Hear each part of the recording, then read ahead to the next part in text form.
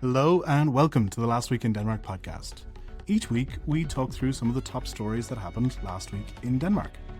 We love to focus on how they impact internationals living here especially, so if that sounds like you, then you are in the right place and we're so glad to have you. Maybe you're a first-time listener, and if you are, you should know that we have 4 full seasons ready for you to explore, and new episodes coming out every single week. My name is Fionn O'Toole, and joining me this week for episode 19 of season 5 is Last Week in Denmark founder Narcis George Matake. How are you, Narcis? Hello, everyone. Did you miss me? Well, that's ominous. This week we're going to be exploring 3 different topics. We'll be looking at the latest twists and turns on the government negotiations that are still going on. We'll be looking at the evolving Europe and US relationship, and maybe especially the new US consulate opening in Greenland. And we'll be looking at how many international workers are trapped in low-skilled jobs despite having years of education, experience, and high qualifications. Before we get going, we'd love to ask just one thing. If you enjoy this episode, please leave a review, share the podcast, leave a comment on Spotify, give it to somebody you know. We're here to help internationals in Denmark stay informed and feel connected. So thank you so much for helping us reach more people who are just like you. But Fionn, do you really think these 3 topics are the most important of what happened this week? I have a feeling that there was something bigger, right? Something, at least for you guys, the ones in the capital. I know we have not heard anything about it up here in the north, but I heard that you suffered a little bit. What was that about? We suffered like no one has ever suffered. We were struck by an earthquake. You were struck. Struck like Thor beating his mighty hammer. An earthquake struck Copenhagen. Some would say it is the gods showing their displeasure that the government has not formed yet. But yeah, it's true. A very small earthquake struck Copenhagen. I'm still sticking with struck. It struck Copenhagen on Wednesday afternoon. I have to admit, I didn't notice it at first because I think I was on a bike and there's enough potholes that you couldn't tell the difference if the ground was shaking or not. So the first thing I saw about it was a text in my kind of family-in-law group chat. And I read it and, learned some new Danish words, which I figured out meant earthquake. Obviously, the reports were that there was no damage and there was all the kind of memes going around of a garden chair that had fallen over. And I enjoyed all those, only to later discover that I, singularly, am as far as I'm aware, the only victim of this earthquake. What? Yeah. I picked up my kids, came home, cooked dinner, we put the kids to bed, and we were washing up later, and I heard a very panicked call from my fiance, and when I came down, she had our kitchen cabinet open underneath the sink, and the drain that connects to the kitchen sink had been shaken loose, so the connection had come loose. Maybe, who knows, maybe it was a Christmas Nissa who's come too early, but our working theory is that it was this earthquake, gently shook something loose that maybe hadn't been installed properly. So all the pasta water we had thrown out earlier had gone down and gotten under our floor. So we have an old wooden floor with a new kind of click floor on top of it. And we had to spend until about midnight down on hands and knees, lifting up pieces of this click floor to figure out what bits had gotten wet and dry them off and then put everything back together again. So some people would say I'm a hero for that. I think, that's fair. Some people would say. Yeah, I would agree. A hero is probably right. But yeah, that's it. So, people will joke about the Great Copenhagen earthquake, but remember there was a real human cost to it as well. Yes, it was. I mean, how many hours you said you were on your knees? And I mean, I think about 4 hours pulling stuff up. And is this your first time sitting 4 hours on your knees? No. I could definitely be accused by anyone who's ever worked in manual labor of having soft hands. But I started my career in a shoe shop, so I've been down on my knees many times fitting shoes to little old ladies. It's a different kind of labor. Yeah, well, I worked for Echo, the Danish footwear brand, which doesn't have the most youthful clientele most of the time. Okay, I didn't know that. So when I was 16, yeah, that's the start of how I ended up in Denmark, basically. Echo brought you to Denmark. My first summer job was in an Echo shop in Dublin. And I was 16. I had no experience. I handed out about 300 of the worst possible resume you've ever seen. It was about 4 pages long, which is impressive for someone with no experience whatsoever. And yeah, the only place that hired me was an Echo shoe shop. And I later found out, I thought I interviewed really well. I later found out that it was because I was tall and a tall guy had left recently and they needed somebody to reach the top shelves. So that was how I got my in. And yeah, I ended up working there for about 7 years in Ireland while I was in university. And then the financial crisis happened. So I was a trained archaeologist with a job in a shoe shop. So I was the most successful archaeologist of my generation at that point because no one else had a job. Then ended up through one way or another entering the corporate side of Echo and eventually ended up here in Denmark. So that's the life story. Yeah. You went from fitting shoes to a corporate job within the same company. Yeah, I went from, they had like a graduate program. This is, if you're international listening to this and want to apply to Echo's graduate program, here's the inside scoop. No, I applied for this graduate program and I ended up getting hired into a job instead. So I moved from working on a shop floor. At that point, I was a store manager. I was managing a few stores, but I worked from the shop floor in Ireland to a corporate office in Switzerland in a business unit for Echo. I spent 5 years in Switzerland, met my fiance who's Danish, and then when we had our son, we moved to Denmark. And so my first experience of actually living in Denmark was in living near Echo's corporate headquarters in Tønder, which is right on the German border.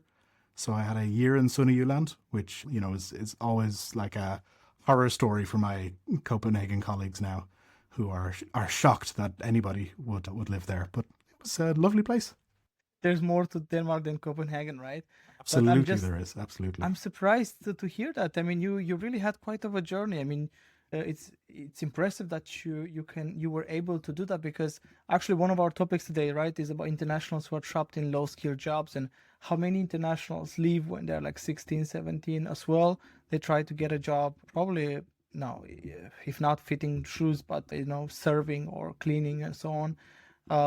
And then what happens later on is that they just stay there. They stay in those jobs even later when they are 30, 40, but not you. So I'm just curious, how does someone, or what did Echo Dublin provide to allow someone who starts as a shoe fitter to take over a couple of stores? I mean, that's Roman Empire style.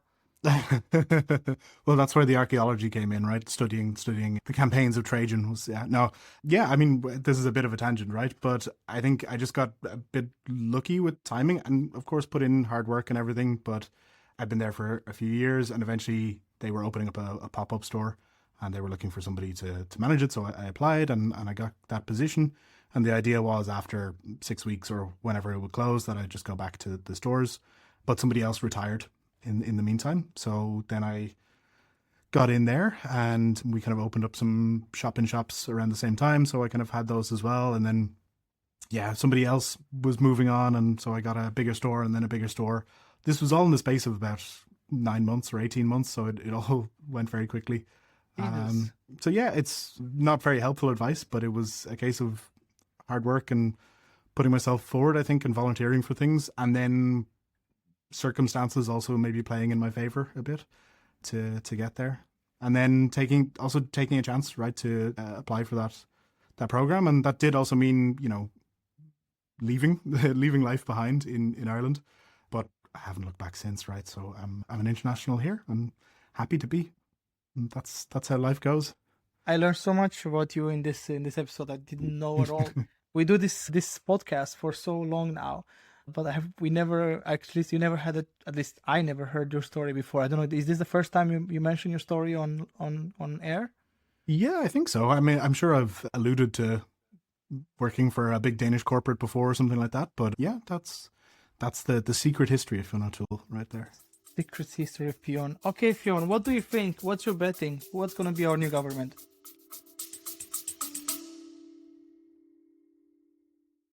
Did you know that the Last Week in Denmark newsletter is available in 8 languages? Hey there, this is Fionn from the Last Week in Denmark podcast, and every week you guys are tuning in to hear me and my fellow co-hosts talk about the top news of the week in English. But let's be real, we're all internationals, so not only are you speaking English every day, you're probably also speaking a bit of Danish, but you've probably also got your own native language as well, like the multilingual master you are. So why not treat yourself to the luxury of being able to read Danish news each week in your own native language? So head on over to lastweekdk.substack.com, that's lastweekdk.substack.com, and sign up for our newsletter delivered to you every single Sunday.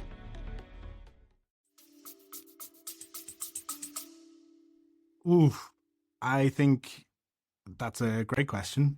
And I think we're probably have, spent, 2 months to get back to kind of square one with the first option that seemed likely, which is I guess, centre-left government supported by the moderates, either in government or supporting government. And, I mean, it does just seem, Fredriksson kind of got the first attempt at the talks. Weeks of talks happen. The baton passes to Troelsel and Poulsen. Nothing really likely seems to have come out of that. I mean, the kind of situation that has been put forward by the Blue Bloc would be, I believe, the Venstre, Liberal Alliance and Conservatives, but then also supported by Moderaterne, but also Danmarksdemokraterne and Dansk Folkeparti, which is kind of the opposite, right, of what Moderaterne ever wanted. And for those who aren't so tuned into Danish politics, well, the moderates are the moderates, and their kind of stated goal, is to avoid the extremes, if Denmark has extremes on the wings of politics. So having what many people would consider far-right parties in that same supporting agreement, and therefore, the government having to adopt some of those policies or policies that would be appealing to them to get the support, it just doesn't seem likely. So it was a crazy idea to begin with. I mean, out of a sudden, Troelsel comes up with this fancy project. Oh, let me put together a Venstre, which is the Liberal Party, Liberal Alliance, which is like a libertarian conservative. They don't know themselves what they are. And you have also Conservative, which is very much a social democrat conservative party, if you were to be honestly looking at their politics, but sometimes they get pulled towards the right more by their colleagues, not because they believe it, but simply because they are in a blue bloc and they feel solidarity with the rest. But to be honest, if Conservative will be led to believe in what they really want to believe in, they will be very much of a green party. Actually, this is the only green party on the right side of politics. Just say, I mean, that is something that really surprised me as I learned more about Danish politics, was that the Conservatives have such a green focus. And I'm sure there's people listening who really consider themselves much further on the left, maybe, who are saying, no, they're not a real green party. But compared to a typical Conservative party, and I think particularly if you compare it to major Conservative parties in Europe, they very, very much are. I mean, what do you think with all this? Like, has Lars Løkke Rasmussen, do you think he's kind of played a responsible role of a kingmaker in this? Or I've kind of got the feeling that it's been about stroking his ego sometimes. What do you think? I mean, that's what everyone keeps saying, but to be honest, it's not about that. He really, really wanted to put together the main parties from both red side and blue side. He managed last time, right? So he got this idea that, okay, maybe it's possible. That he wanted this time that the responsibility is shared with other parties from the blue and red side, so that it's stronger the next government. Because this government, for the bad or for the good, has delivered, has kept Denmark running in times of crisis. Just like we keep getting surprised by how well Denmark is governed lately in the last, I mean, if you look at all the crises in the last 5-6 years that we had, including the pandemic, Denmark always somehow got the right person at the right crisis time. Like the crisis with Greenland, having Lars Løkke there was perfect, right? The crisis pandemic, having Mette Frederiksen there was perfect. There are many, somehow, I don't know, either we get lucky or something, but we keep getting the right government in the right time.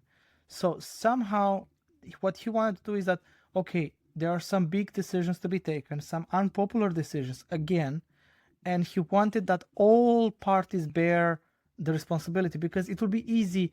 Look how much support the parties who were in government lost. Social Democrats got a huge hit, the worst elections in history. Venstre is barely surviving to exist. Moderator took a small hit because, to be honest, they were a new party and they didn't have to lose as much. But the big parties took a big hit. And what happened, the second, let's say the lieutenant parties in both blue and red side, they got to win out. The Liberal Alliance became very big. Socialist Party, the SF, so-called the Green Left, they also got big because they took all the voters that left from the main parties, from the, let's just call the mother loads.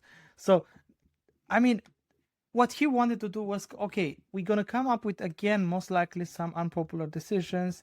We're talking about a period of 2026, 2030. We know all that many people point towards quite of a big war time, 2029, 2030. So he wanted to have some powerful union government that is able to take some big decisions, or borrowing money, or increasing taxes, or drafting more people into the army without their consent. There are some situations where simply unpopular decisions again will have to be taken. So he hoped that he will be able to bring these parties and share the responsibilities. But unfortunately, the others also realized, they're not stupid. So they were like, okay, if we go into this government, because what happens is like this, they have two choices. If you're in power, fine. But if you're in power and you're going to take a hit anyway, you might as well be in power. Yeah. So that's what the blue parties fought, said, okay, I know some tough times are coming, fine, but we are in power. So at least we can say we have tried our best, and maybe they get lucky and actually there's some positive results out of it. Right? But at the same time, they were a bit stupid, because why would you force Moderaterna, which is your kingmaker party, to not be part of the government itself when they stated that that's very important to them? And then that was strange. To be honest, the whole thing was strange. I think they're trying, each party now is trying to somehow get some sort of support from the population, be like, yeah, this is the right approach, this is the right way. But the moment he announced this government idea, journalists went on the street and asked the people, okay, so what do you think about this idea? And people was like, yeah, that's a joke. He's making fun of us. I mean, how can you come up with a government that has 44 seats in the parliament? That's a weak, not what weak. It's a hostage government. They cannot pass anything without selling stuff every single time. That's not a stable government, especially in times of crisis. You cannot govern Denmark. And I think that's maybe something that a lot of people who maybe aren't as familiar with the way Danish politics works, in many parliaments you have to have an actual majority, like a positive majority. But in the Danish Folketing, you basically only have to have a majority that does not oppose you. So you can have a minority government as long as you can kind of count on a confidence and supply, maybe with a couple of other parties, or you can count on them not to oppose you in ways that would bring down the government. But that's exactly it. And I think you raise a really good point about the kind of international situation, because, and actually you mentioned Moderaterna taking a bit of a hit, but not so much. And one thing I thought was really interesting was very early in the year, there were polls that were saying that Moderaterna would get wiped out. And then Lars Løkke essentially got a great gift when the Greenland story came back, and he seemed to handle it very, very well. Or I think people were very impressed with how he handled the negotiations, how he handled himself and Denmark. And I think that's often one of the interesting things about politics, right? We can have politicians who we maybe don't agree with domestically, or we're not a huge fan of all of their policies and things like that. But you can actually be like quite happy they're in your corner on the world stage. That could be, Lars Løkke with his pipe going to meet the Americans, or it could be, I don't know, some guy you think is a bit of a crook, but suddenly he's appointed the trade commissioner and you're like, well, he'll be our crook. I don't know. That's just the way I think about it sometimes. But I think that does quite neatly actually bring us towards the second topic that we're talking about, which is basically some analysis that's been done by DR, by a number of different media organizations, which is looking basically at a shift in European attitudes towards the United States. And you can really see that there is Donald Trump, still very much everywhere in the media, still very much grabbing the attention. But underlying that is a visible shift in trade and defense, and I think foreign policy as well, as the EU is kind of having a growing push to reduce dependence on Washington. And maybe a flashpoint, if you want to call it that, was the opening of a larger consulate, a US consulate in Nuuk, which, you know, Trump has this special envoy, Jeff Landry, special envoy to Greenland, who said it was time for the US to put its footprint back on Greenland. And I have to admit, when I read that, I read it as that it's time for the US to put its foot on the back of Greenland. And I wouldn't be surprised if many people did as well, given the attitudes. But, you know, normally a consulate opening, no one bats an eyelid. That's not a story. And yet there were protesters outside, hundreds of protesters outside, and Greenlandic leaders, many of them actually not attending, I think including the Prime Minister of Greenland not attending. So that maybe gives a bit of a temperature check of the relationship at the moment between continents. I mean, this is a bit strange. Now imagine you are in Second World War, right? And then you are at war with Nazi Germany, right? And then out of a sudden, Nazi Germany opens the consulate in your capital. And be like, we're here to make friends. We're here to develop economic relations and political connections and to empower the culture of this great, great country as part of our empire, of course, but this great, great state, future state of our empire, and so on, right? It's. I understand why the Greenlandic people will act like that. I mean, Jesus Christ, not even 2-3 months ago, you say, I'm gonna come over you, I'm gonna use force, and you're gonna be part of America if you want or not.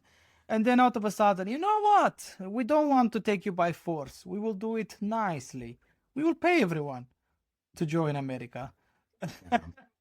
So how do we do it? Let's make a 3,000 square meter consulate in a country that doesn't have. I think even if you go to their top building, like just say, I don't know where they govern, the Parliament of Greenland, I don't think it's that big as the new consulate, the new American consulate. You understand? They made the biggest building possible in a small city like Nuuk to show the power and the grandeur of America, to show them, look, you're joining something bigger than yourself. And yes, maybe Trump knows that for him is important about speed. He doesn't have a lot to live, not many years. I bet he will not catch 2030 for sure. So that means that this sort of, you know, in olden times, you would try to incorporate regions on the side, like from Roman Empire, right? They not always will conquer regions by force, but sometimes they'll just open these consulates in some regions to pacify the barbarians and bring them into it. So his hope is that he will use the consulate to kind of project American influence, to project American greatness, right? And to get people to understand why it'll be a great idea to join US, because now it's all about the Greenlandic people will decide. It's only up to the Greenlandic people, you know? That's the new rhetoric that comes from the US side, which is fine. Thank God that they at least given up on the stupid idea of having a war with European Union, because that's what would have happened if they attacked Greenland, let's be honest. But the point is they did not give up on Greenland, for sure. Yeah. And what they will try now really, really hard to use cultural, economical influence to try to get as many people locally as possible to join in. Are they smart in the way they do it? Hard to believe. To be honest, they want to do something in 4 years that naturally takes decades. It'll take at least 50 years before Greenland, new generations have grown up with this trend of American exceptionalism, and then they will be the ones to vote a certain referendum to join in. It's possible. It's demonstrated by history that you can grab a region by focusing on it, right? It's possible, but not in 4 years. And I think that's where Trump is going to lose his patience, and he's going to do again something along the way. What? I don't know. I mean, so we're talking about this in the wider context of Europe and shifting away from dependency on the US. And I think part of that is people seeing suddenly the US, and of course we're not just talking about the US people, but the US the government, right, as an unreliable partner, one that, has over this year been threatening force against its supposed allies. Do you think Trump is the pure cause of this shift, or is he kind of exposing a relationship that was already changing? I think that's something that I've been wondering about more and more, maybe with the vulnerabilities in things like cybersecurity, and we've seen how attacks can really grind countries to a halt.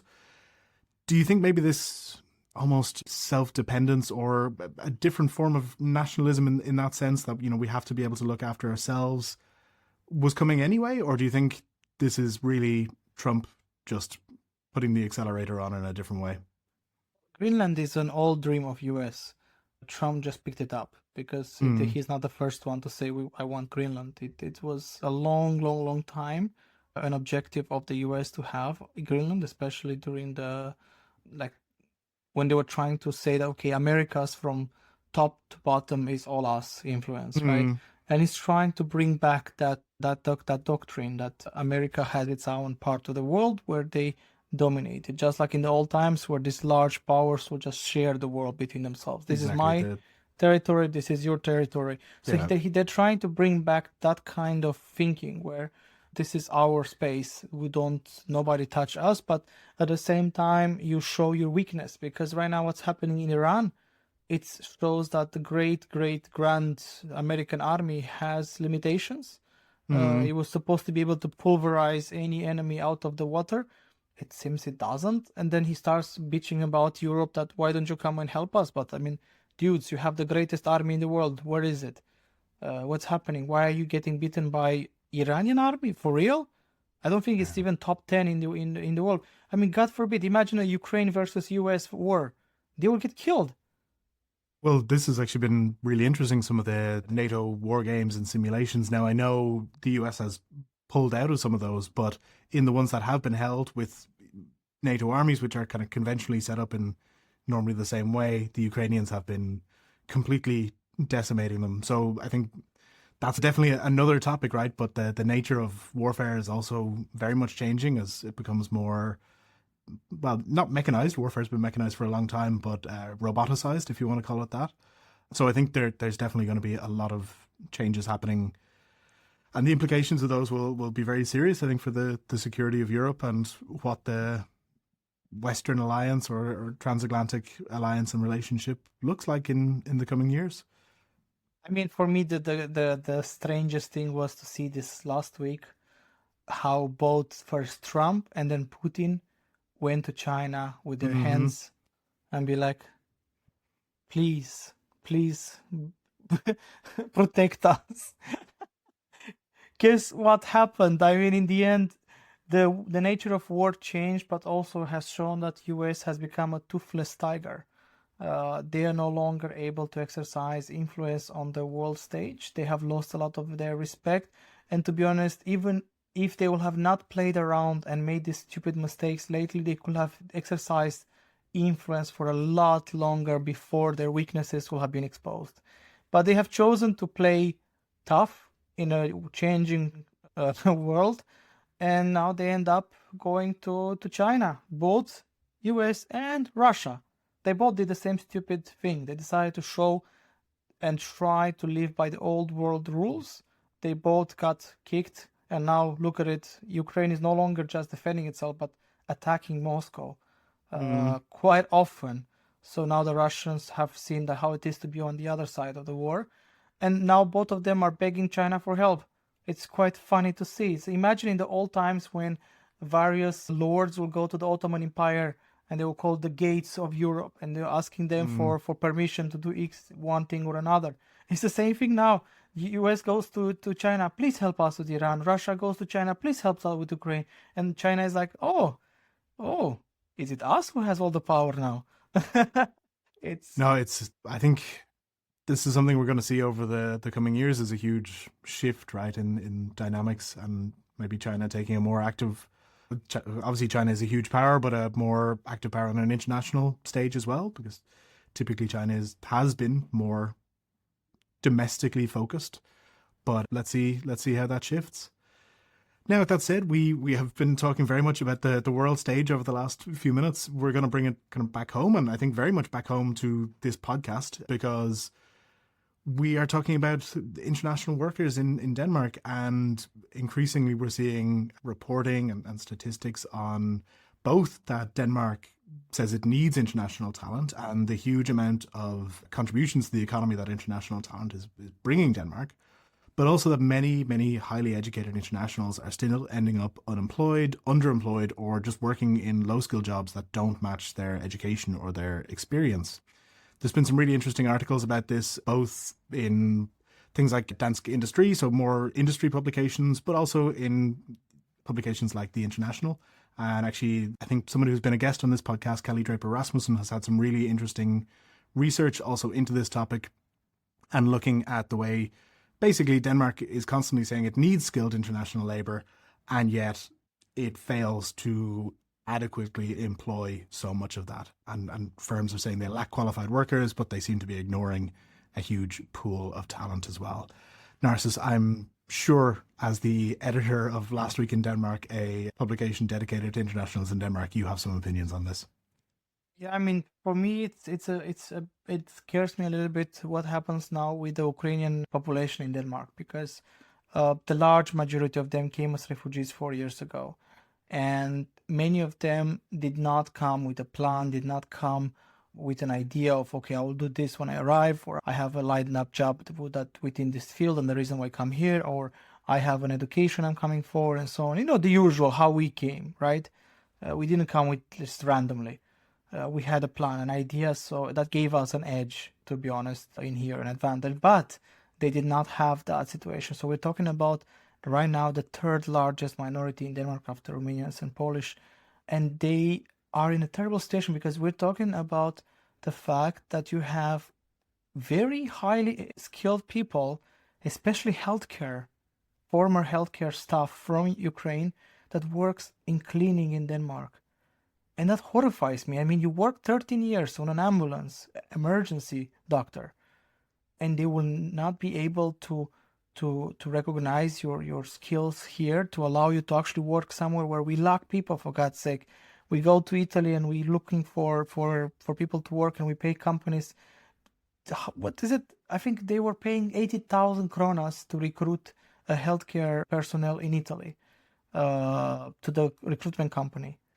So, and it's ridiculous when you have, if you look, I mean, I met many of the Ukrainians because I was running this entrepreneurship course, because I still believe that it's easier to start a company in Denmark than to find a job for us as international. But I met many of the Ukrainians, and to be honest, the ones who got all the way to Denmark, you have to understand, it's usually, I'm not saying that others who chose other countries are different, but usually the internationals who get to Denmark, who reach here, tend to be a bit more highly skilled and highly educated than the mass, because the mass of Ukrainians stayed in Poland.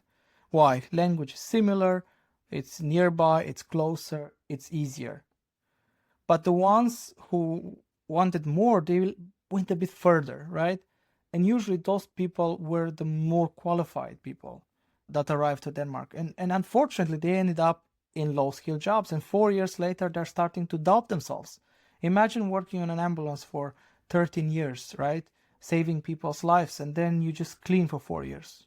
What happens to your mental state? What happens to you as a person? Who are you moving forward? And why is the government not understanding or not able to support these people to be able to work in the fields they are meant to work in, right? I mean, why in the hell would you waste a very good nurse training from Ukraine when you have and let them work in I don't know, shelving stocks, when there's many other people who would love to have those jobs. There's other people who need those jobs who don't have other options. And instead, you let very qualified people to do those jobs. It's a stupid thing, because then you block others from taking those jobs. And at the same time, you don't allow highly qualified people to be working in the positions that you want them to be working in. I don't understand it, and I feel like it's simply because it needs a lot of work from the side of the authorities, and unfortunately, in Denmark, the so-called life-work balance is extremely present in the public system as well. So they will never do more than the basic than the minimum required. And that's sad. They will not bother to actually try to find out, okay, out of these 40,000 Ukrainian refugees that we have received, how many of them would actually be better fit in the healthcare system, in the education system, in the cybersecurity system, for God's sake, in the army, you know? Yeah, I think you're kind of hitting the nail on the head. So the OECD has research that has described Denmark's international or immigrant employment gap, as they call it, as the highest in the OECD. So this is a really long-running structural issue. And so, yeah, the question isn't, are internationals coming with qualifications? We know there definitely are. But I think the Danish hiring system is not good at looking at qualifications when it doesn't look Danish.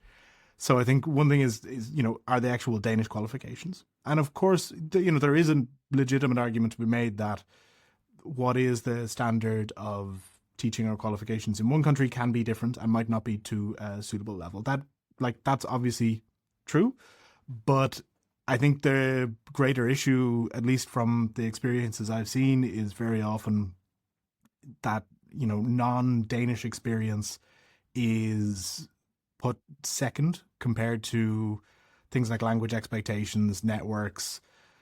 I think there is often a bias in hiring as well, in hiring culture. I know firsthand, from friends and colleagues who have changed their names to a Danish surname because they weren't getting hired or they weren't even getting interviews, and suddenly changing their name to Nielsen instead of their original name got them indoors where they were getting nowhere before. And I think that, that speaks to an issue in Danish hiring culture, which, is covering its eyes basically and saying we can't find candidates where we're not seeing any candidates, but is completely blind to the pool of international talent that is sitting there. And, there are numerous studies showing that internationals are driving the economy in many, many of Denmark's communes, especially in those of the communes where the Danish population is aging as well. So it is an international workforce that is often paying for the taxes that keep the communes running. And yet there just seems to be this kind of, as you mentioned, blind spot in national level, and not a lot seeming to be done about it. It's quite unfortunate, but there's not much we can do now. I mean, there are different projects, and we can talk about it another time. I think we can dedicate a whole episode just to this situation, because there are many reasons why internationals remain trapped in low-skilled jobs, but there's various groups who are trapped in low-skilled jobs. We cannot just say internationals as a whole, because they're very different, but at least the one group that is highly skilled and should be working in different jobs, what I will do as a government is like, okay, I don't trust this, fine. Let's choose the positions that I have a really hard time filling up, make this 1-year qualification course for these people, take everyone out, because you have all their data when they arrived and you sign them in the system and whatnot.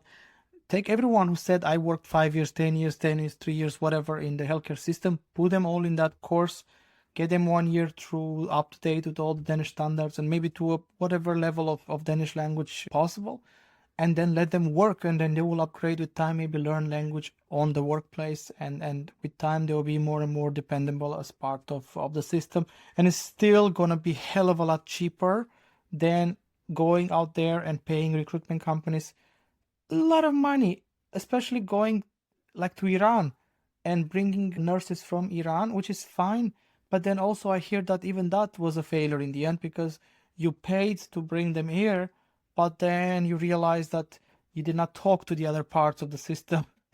So one part was like, yeah, let's bring them in. We saved this problem. Now we have enough nurses. And then they were like, yeah, but we don't want such nurses to be working here. And then you end up having those nurses that you paid a lot of money to come here also working the same cleaning jobs that, again, are needed for other groups of people, not the highly skilled. Some jobs are necessary for certain people when they start in life, when they don't have, maybe they had a fallout. There's many reasons why would you need such a job. And then if everyone takes those jobs, then you keep out a certain group of people. It's just logic. Exactly. But anyway, I think we talked a lot today. We have. That's probably about where we need to leave it for today and for this week. I think there's kind of almost in a way 3 stories about, well, power and belonging, and ultimately like who gets a seat at the table, whether that is the parties in government or trying to form a government.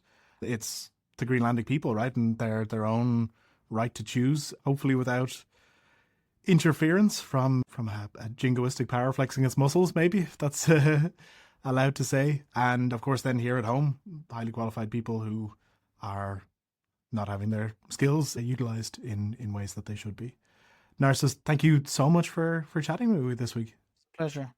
And thank you so much to all of our listeners, and of course to the whole team behind the scenes who makes this podcast happen. We will see you next week here in Denmark. Bye.